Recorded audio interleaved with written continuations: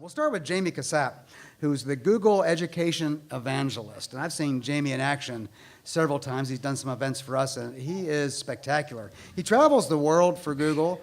He's a first-generation American, and Jaime was born to a single mom on welfare, and he was the first in his Argentine immigrant family to attend college. Jaime holds a bachelor's degree from the State University of New York and a master's in public policy from ASU, which of course means he's really, really smart.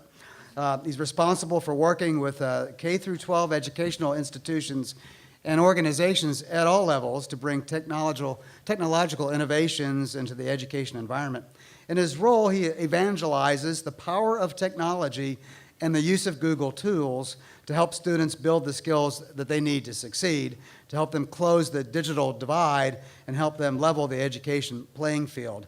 Now, before joining Google, he worked for Accenture, the consulting and technology services firm, and then also for Charles Schwab. Why don't we give it up for Jaime here? All right, Jaime, I promised I wouldn't ask you any really hard questions, but we'll see if I change my mind along the way. All right. Long way to go, both geographically as well as socially, to get from Hell's Kitchen to preaching for one of the world's most successful and innovative companies, and it was certainly no accident. So what helped you beat the odds to get where you are today, Jaime? How did your background prepare you for what you're doing today with educators? Yeah, thanks. And I just I think we should plug, thanks, Don, for coming and doing this. This is very exciting to have you here. And if you guys don't read the business, how many of you read the Business Journal? All right, look at that. Hey, all right out there. I like that. Great journal. Some great stories in there, but it definitely keeps you grounded on what's going on in Arizona and Phoenix. And I travel a lot, so it's a great way for me. I'm trying to get a free subscription from them. All you got to do is ask, Jaime. I'll get you one, man.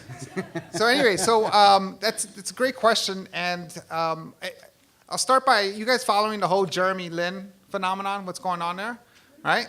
It's pretty cool stuff. I'm a Knicks fan, so I'm really excited.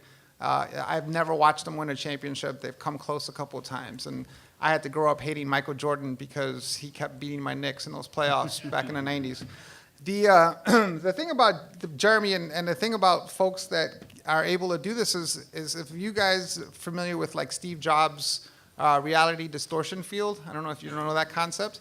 You got to have a little bit of that reality distortion field in whatever you do. And in moderation, being able to believe in what your goals are, being able to believe in what you can accomplish, even though you sometimes face obstacles or absolutely the odds that you're not going to succeed. So in Jeremy's case, Asian American, there are no Asian Americans playing basketball in the NBA. There aren't a lot of Harvard graduates going to play in the NBA. He had to have a little bit of a reality distortion field to say, I don't care, and none of those things really matter. I'm still going to go forward with my dreams and what I want to accomplish. And for me, it's the same thing. Besides, despite the odds and despite the things that I was facing, I knew that I was going to be able to graduate from high school and college and those types of things. So I think being able to have a moderation of that reality distortion field helps a lot in pursuing your dreams and what you want to be able to accomplish.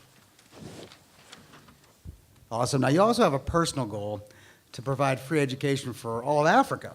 Now, how did you come to do that? Is it possible, especially considering the challenges that we have with education right here in our own country? Yeah. So you guys remember the Breakfast Club? Yeah. Remember the Breakfast Club? I watched the Breakfast Club. I was in high school when I saw the Breakfast Club, and my thought when I saw the Breakfast Club was like, wow, that's what their library looked like? Like, my library was on 50th Street and 10th Avenue, and like 5 different schools shared the same library, and these books were old already in the library, and Louis used to steal the libraries through the gated window. It's a long story. But anyway, there were all these obstacles around having information at your fingertips, and when the web was born, and we started using the web, and remember, it's not that old. You know, you guys remember that we used to have to actually call the internet? Right? You used to have to, that wasn't that long. Some kids in the audience are like, what? What are you talking about? But you used to have to call the internet, and the internet would tell you that it was busy or didn't want to talk to you right now, right? That wasn't that long ago. And what's great about having the world's information at your fingertips is that you can use that to leverage information and be able, information is power, education is power. And if we can take the world's information and put it at people's fingertips through technology, we can at least have the tools, and then the rest of it is just enabling those folks to be able to use those tools to educate themselves. So I'm excited about that. Not to give Jamie too much of a plug, but I don't remember what the world was like before Google. I couldn't operate without it right now. Well, when I'm writing or doing research, I mean, goodness gracious. So what can people do today to not only succeed themselves, but to pave the way for the next generation who, let's face it, they're going to be running our world someday? Yeah, no, again, what's exciting about this next generation that's coming up is that the first class that's graduating from high school, this year's high school class, does not know that the world existed before the internet, right? They've always known the internet. They've always known technology. And so when I think about it from my perspective, and many of us sitting here, when I graduated high school, I'm paying for my mortgage and my car payments and dinners and anything else that I pay for in a job that didn't exist when I graduated high school. It just didn't exist. There was no way to prepare for this job because it didn't exist when I was graduating high school. So imagine what the next 20 years is going to be like. Imagine what careers the young folks are preparing for. They're preparing for jobs that don't even exist yet. And so that's what I'm excited about, the potential and the opportunity, and the fact that the technology can help us communicate and collaborate. And so instead of thinking that you have to work with one person that's in the same room, you can now work with anyone around the world, and that's very exciting. That is exciting. You know, creativity breeds innovation. It's a mission that's associated with Google, that's for sure. Gauge the importance of creativity for businesses today. How important is it?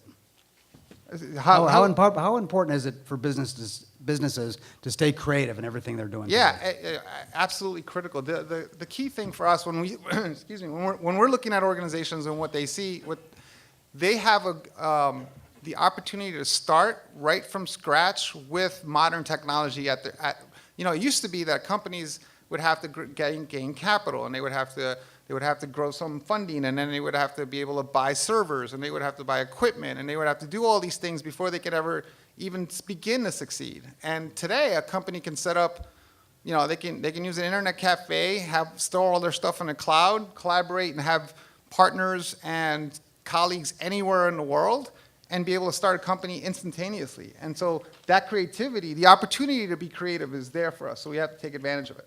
Jamie, awesome. Thanks much. We're going to move on to the next one. Give him a hand. That's fine. Let's give Jamie a hand.